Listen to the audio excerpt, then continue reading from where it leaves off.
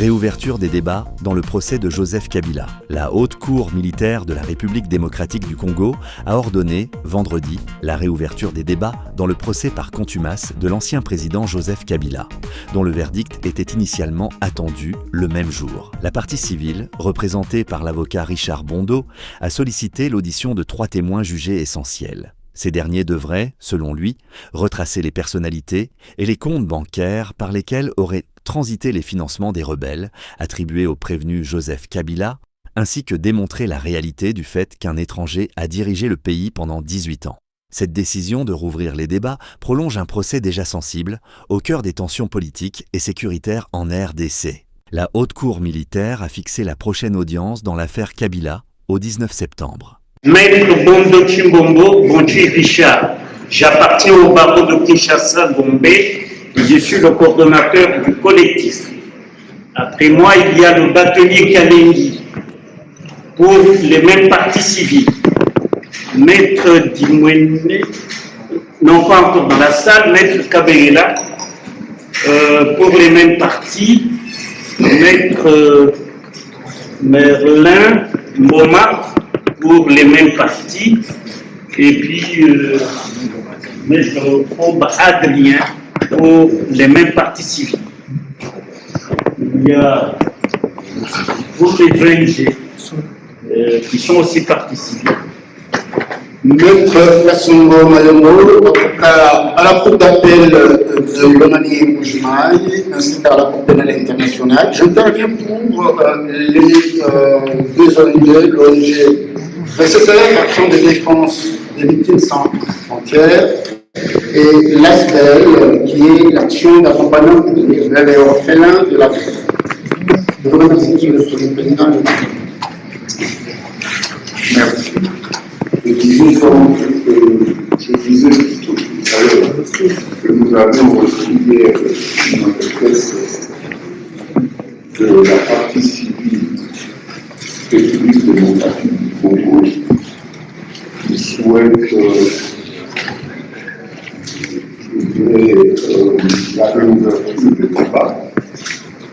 Et je suis donc obligé de demander à Maître au chef du collectif de nous dire brièvement qu'est-ce que la République veut, de manière à ce que nous puissions apprécier. Merci. Merci beaucoup, Monsieur le Premier Président, Monsieur de la Cour, de la Haute Cour.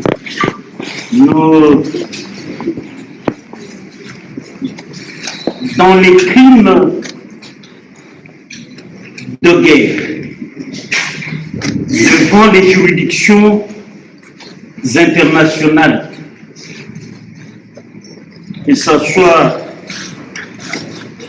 le tribunal pour le Rwanda, le tribunal pour la Yougoslavie, le tribunal spécial pour le Liban, pour la Sierra Leone. Dans ces juridictions, les victimes sont représentées souvent par des avocats aguerris.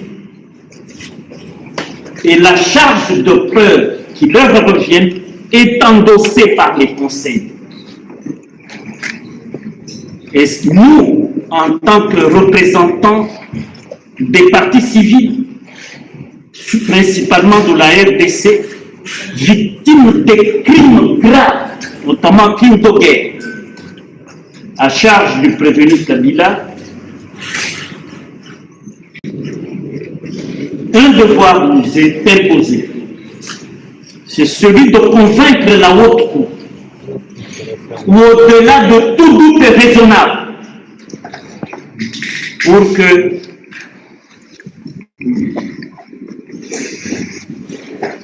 la réparation attendue par la République soit conséquente. C'est comme ça que pour l'évaluation du pillage abyssal commis par le prévenu Kabila dans notre pays, omettre son identification réelle. Nous avons jugé utile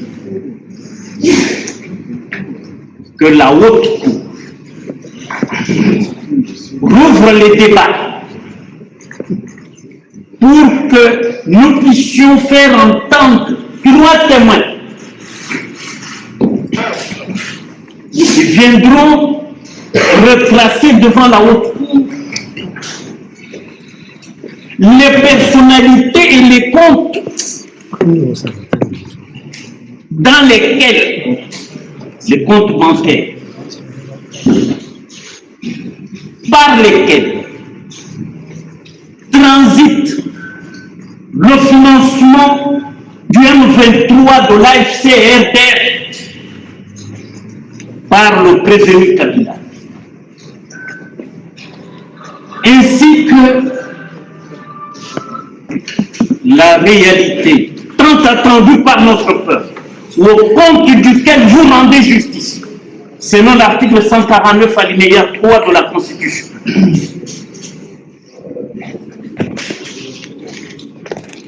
Que ce peuple-là sache que 18 ans durant, un étranger a été à la tête de la trahison en espionnage. Et vous y arriverez, parce que nous ne venons pas de la même ordre. J'ai dit à ce stade, Monsieur le Premier Président, Monsieur de la Cour, Monsieur le leader général, je puis terminer par le simplement merci, comme j'ai commencé. S'il est permis que je puisse ajouter quelque chose, c'est en termes d'éléments d'évaluation et de quantification de certains préjudices qui, lors de la dernière audience de plaidoirie, n'avaient pas connu d'évaluation ni de quantification. Monsieur, vous ne voyez pas que vous êtes en train de présenter vos avis. Vous faites le bien. D'accord. Vous aimez la prison. C'est pas un bruit.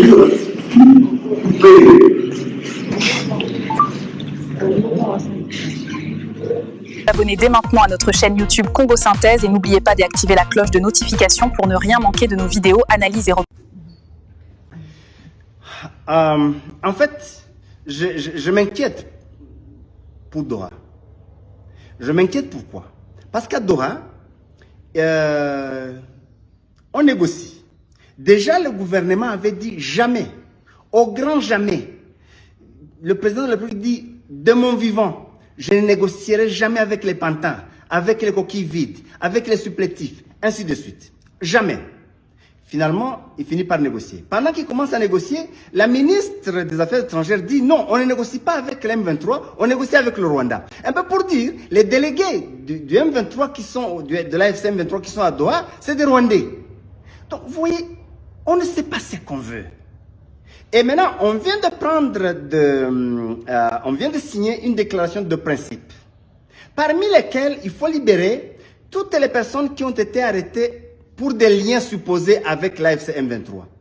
Dans l'entretemps, 5 jours après, on ouvre un dossier, un procès contre le président Joseph Kabila, d'abord qu'on traite des Rwandais, pour prise de Goma, meurtre par balle, viol, participation à un mouvement insurrectionnel, toutes les infractions en rapport avec l'AFC M23. Alors, un peu pour dire, attendez, je vais encore en arrêter d'autres, en condamner d'autres avant qu'on ne commence à négocier leur libération. Qu'est-ce qu'on veut? Et dans ce procès, ce qui m'a réjoui, dans ce procès, lorsqu'on devait maintenant lire l'identité de l'inculpé, la haute cour militaire dit que Joseph Kabila est fils de Laurent Désiré Kabila et de Sifa Mahania, de nationalité congolaise. C'est la haute cour. Maintenant, je me demande quelqu'un comme Bemba, Jean-Pierre Bemba, qui a dit que Kabila était étranger, qu'il connaît, il a beaucoup de détails sur ses parents, sur sa mère et tout. Il est membre du gouvernement. Il est vice-premier ministre des Transports. Quelle doit être son attitude? Va-t-il présenter les excuses? Va-t-il être poursuivi parce qu'il a fait un faux serment? Qu'est-ce qui va arriver? L'impunité. L'impunité. Mais c'est pour montrer que la question de la nationalité, c'est une arme à double tranchant. On continue à la manipuler à leur guise chacun, mais ils ne savent pas qu'ils créent des monstres, qu'il y a des situations qui vont nous poursuivre jusqu'à d'autres générations. Quelqu'un de son rang ne pouvait pas dire ces choses-là. Il n'est pas un porte-parole d'un parti d'opposition qui peut le dire pour narguer. Non, il est vice-premier ministre de l'Intérieur. Évidemment, la honte n'existe pas chez nous. Le ridicule ne tue plus. Peut-être chez vous, il tue encore. Chez nous, il ne tue plus. C'est comme ça que notre président, il peut faire une promesse aujourd'hui. Il dit, je vais vivre à Goma. Et puis il ne vient jamais à Goma. Il peut dire tout le monde aura de l'emploi quand je serai élu, et puis il dit qui vous a dit que c'est l'État qui donne de l'emploi aux gens. Il peut dire je ne vais jamais négocier avec le M23, jamais de mon vivant, et puis il négocie directement, il envoie son représentant spécial, c'est lui qui dirige la délégation. Il dit la Constitution c'est une constitution des étrangers, mais après il dit il continue à signer en respect à cette constitution, et il dit d'ailleurs, quand on signe la déclaration de principe, on dit c'est conforme à la constitution. La constitution des étrangers. Bon, avec ce genre de leadership, il n'y a pas espoir. J'espère que par le dialogue ou par toute autre voie de droit, nous aurons une solution pour sauver ce pays des mains inexpertes, des mains incompétentes, des mains qui ne sont pas capables de diriger le pays. Avec cette direction, nous allons trop bas. Nous allons atteindre le fond si on ne l'a pas encore fait. J'espère de tout mon cœur que le dialogue, qu'il y en aura un, de vrai, de sérieux, de responsable, de sincère, qui va examiner aussi les négociations qui viennent, vont examiner les causes profondes des crises, pas les slogans pour dire, bon, allez, signer, non. On peut nous obliger à signer, on peut même signer. Et puis, ça change quoi? Donc, ceux qui aident, quel que soit leur pays et leur puissance, ils doivent comprendre que le problème est congolais. Et le problème est national. La lutte actuelle, elle est nationale. C'est pas uniquement pour les Tutsis, c'est pas pour les rwandophones, ce n'est pas pour le Kivu, c'est la nation. Parce que la dictature, elle est nationale. La corruption, le détournement, c'est national. Les arrestations, les tueries, les massacres, toutes les violations de libertés fondamentales, c'est national. C'est un peu pour dire, même si on demandait à l'AFC M23, je ne suis pas leur porte-parole, de se retirer du Nord Kivu et du Sud Kivu. Ça ne règle rien, parce que la crise, elle est nationale, la lutte, elle est nationale, la solution, l'est aussi, doit l'être aussi, elle doit être nationale, globale et multidimensionnelle. Bonjour, je suis Kim Pavita, journaliste de CSIA. Nous sommes l'équipe de la rédaction de Congo Synthèse IA. Je suis Kissa Lungolo, technicien sur la Congo Synthèse TV. Nous sommes ici en direct pour Congo Synthèse IA. Suivez notre dossier spécial. Rejoignez-nous sur les réseaux pour ne rien manquer de Congo Synthèse IA. Ceci est une édition spéciale de Congo Synthèse IA.